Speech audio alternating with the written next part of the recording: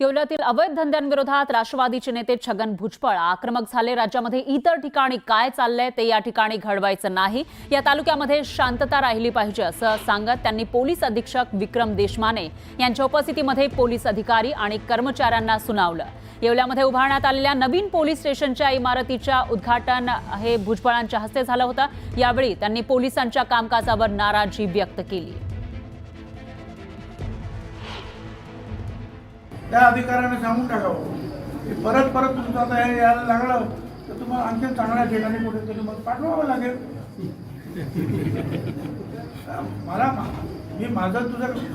मला माझ्या तालुक्याचं जे आहे इतर आता काय चाललेलं आहे राज्यामध्ये असलं काहीही घडवायचं नाही। या तालुक्यामध्ये शांतता राहिली पाहिजे, दंगा नाही, मस्ती नाही, जुगार नाही, अमकं नाही। पोलिसांचे कडक शिस्त असते आता दुसरा धमक्याचा कार्यकर्ता आहे पाहायची गरज नाही। जे चुकीचं काम करत असतील त्यांना तुम्ही त्यांच्यावर सजा केली पाहिजे। मग त्याच्यावर ह्या मंत्र्याचा फोन आला, त्या मंत्र्याचा फोन आला, असला धंदा करायचा नाही। आणखी एक मोठी बातमी आहे। भाजपचे आमदार रणजितसिंह मोहिते पाटील यांनी आज मातोश्रीवर जाऊन उद्धव ठाकरेंची भेट घेतली। रणजितसिंह मोहिते पाटील आज तब्बल 1.5 तास मातोश्रीवर पक्षप्रमुख उद्धव ठाकरे यांच्या निवासस्थानी होते। तर रणजितसिंह मोहिते पाटील यांच्या मातोश्री भेटीमुळे विविध चर्चा झाल्या। रणजितसिंह मोहिते पाटील हे विधान परिषदेतील भाजपचे आमदार आहेत। माळशिरस विधानसभा मतदारसंघात रणजितसिंह मोहिते पाटील यांनी साथ दिली नाही असा आरोप भाजपचे पराभूत उमेदवार राम सातपुतेंनी केला होता। यानंतर पक्षविरोधी कारवाई का करू नये अशी नोटीसही पक्षाने त्यांना बजावली होती। त्यावर रणजितसिंह मोहिते पाटलांनी उत्तर दिलंय। पक्ष कारवाईमध्ये टांगती तलवार असतानाच आता रणजितसिंह मोहिते पाटलांनी उद्धव ठाकरेंची भेट घेतली आहे। त्यामुळे ठाकरेंच्या पक्षामध्ये प्रवेशाच्या चर्चा सुरू झाल्या। आणखी एक मोठी बातमी आहे। कोल्हापूरच्या कागलमध्ये हसन मुश्रीफ आणि समरजित घाटगे यांच्यामध्ये पुन्हा एकदा आरोप प्रत्यारोप सुरू झालेले आहेत। तर कागल शहरातील शालू हॉलसह जुन्या तहसीलदार कार्यालयाची जागा समरजित घाटगे यांनी नावावर करून घेतल्याचा आरोप मुश्रीफ यांनी केलेला होता। गंभीर असा आरोप त्यांनी केलेला होता। तर संपत्तीचा एवढा हव्यास करू नका अशी टीकाही मुश्रीफांनी केली। संबंधित जमिनी ताबडतोब परत करा अन्यथा जन आंदोलन उभारू असा इशारा सुद्धा हसन मुश्रीफ यांनी दिला।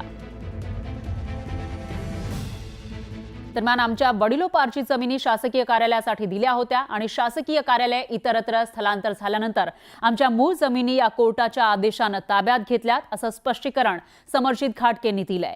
पण कॅमेऱ्यासमोर बोलण्यास त्यांनी नकार दिला।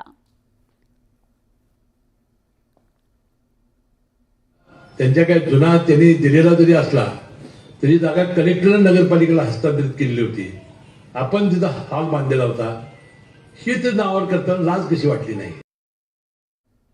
यानंतर एक ब्रेकिंग न्यूज आहे। छत्रपती संभाजीनगरमध्ये पोलिसांच्या छाप्यात सरकारी धान्याचा काळा बाजार होत असल्याचा प्रकार समोर आलाय। फूड कॉर्पोरेशन ऑफ इंडिया आणि महाराष्ट्रासह पंजाब सरकारचं हे धान्य असल्याचं समोर आलं आहे। तर हे धान्य सरकारी पोत्यांमधून काढत पॉलिशिंग करून खासगी कंपनीचे लेबल असलेल्या पोत्यामध्ये भरलं जात होतं। या गोडाऊनमध्ये शेकडो पोती तांदळासह महिला आणि बालकल्याण विभागाचं स्तनदा माता आणि गरोदर मातांना दिलं जाणारं पोषण आहारातील अन्नाची पाकिटं सुद्धा या ठिकाणी आढळलेली आहे। तर कंपनीच्या आवारामध्ये उभे असलेल्या अनेक ट्रकमध्येही शासनाचे धान्याच्या गोण्या आहेत। गजानन ॲग्रोवर यानंतर पोलिसांनी छापा टाकलेला आहे आणि हे सर्व साहित्य त्या ठिकाणी सापडलंय।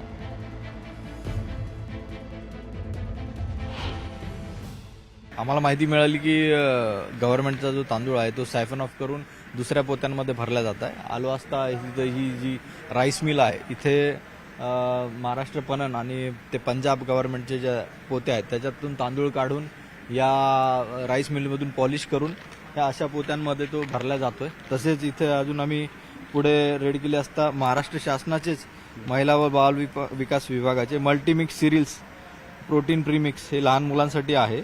ते 7 ते 3 वर्ष वयोगटातील बालकांकरिता हे आहे प्रीमिक्स, जे की नॉट फॉर सेल आहे। आपण इथे बघताय तर ते प्रीमिक्स इथे प्रायव्हेट मार्केटमध्ये विकण्यासाठी इथे रिपॅकेजिंग करून देण्यासाठी इथे सीपी आणि आमचे दौलता पोलीस स्टेशनचे जे अधिकारी आहेत सिनियर पी आहे त्यांना माहिती मिळालेली होती की या ठिकाणी शासकीय राशनचा तांदूळ हा या ठिकाणी येत आहे. तर त्याप्रमाणे त्यांनी पाळत ठेवली होती ट्रकवरती आणि ट्रकचा पाठलाग करून ट्रक मिळाल्यानंतर त्याच्यामध्ये FCIच्या गोडाऊनमधला काल या ठिकाणी माल आल्यावरती मिळालेला होता.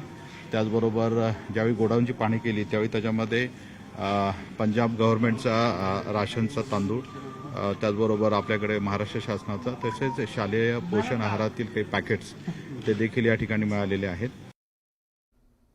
यानंतर मुंबईकरांसाठी अतिशय महत्त्वाची बातमी आहे. महागाईनं हैराण मुंबईकरांच्या खिशाला पुन्हा एकदा कात्री लागलेली आहे. आजपासून मुंबईकरांचा प्रवास महागलाय.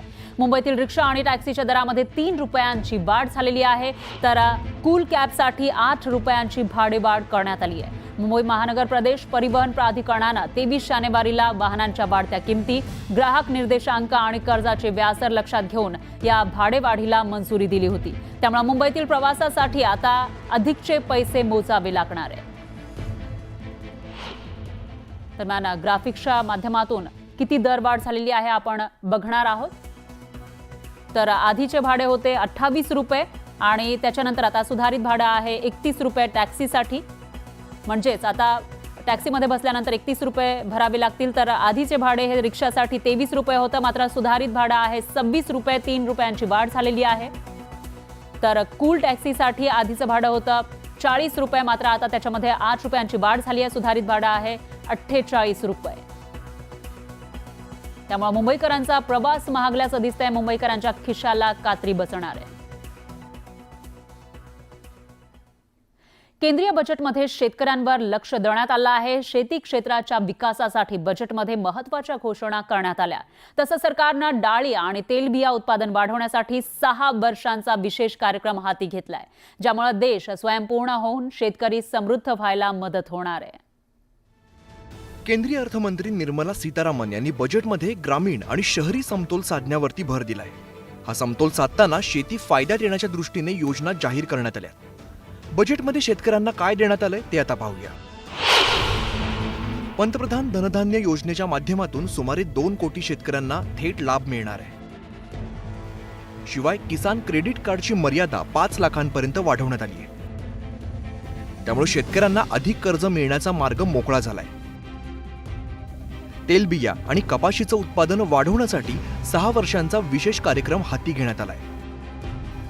युरिया निर्मितीत आत्मनिर्भरता आणण्यासाठी ईशान्य भारतात 3 कारखाने निर्माण करण्यात येणार आहेत. शेतकऱ्यासाठी जे लागणारा वस्तू आहे ते कमी भावामध्ये द्यावे आणि हाय त्या पोझिशनमध्ये पिकलेल्या मालाची अंमलबजावणी करून हाय त्या पोझिशनमध्ये MSP वाढवून गव्हर्नमेंटने खरेदी करावी अशी आमची अपेक्षा आहे.